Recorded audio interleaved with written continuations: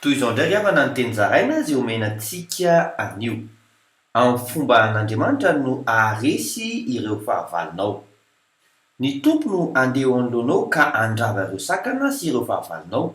Araka ny voasoratra ao amin'ny Deutéronomie 7:7 amin'ny anaran'i Jesosy hoe: koa aoka ho fantatrao anio fa Jehovah Andriamanitra no efa andeha hita eo anoloanao tahaka ny afo mandevona, ka izy no handringa azy sy hampihetry azy eo anoloanao.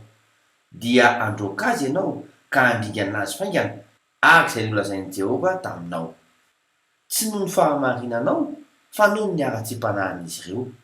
Araka voasoratra amin'ny Deutéronomie 7:5 amin'ny anaran'i Jesosy hoe: tsy ny fahamarinanao na ny hitsi-ponao no andehananao andovan'ny taniny, fa ny ara-tsi-panahin'ireo firenena ireo no androahan'i Jehovah Andriamanitra ho azy eo anoloanao, ahatoy ny teny izay ninianin'i Jehovah tamin'ny Abrahama sy Isaka ary Jakoba razanao.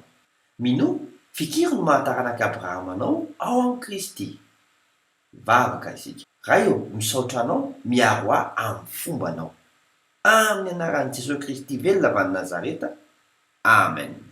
Mandrapy ao na tompoko.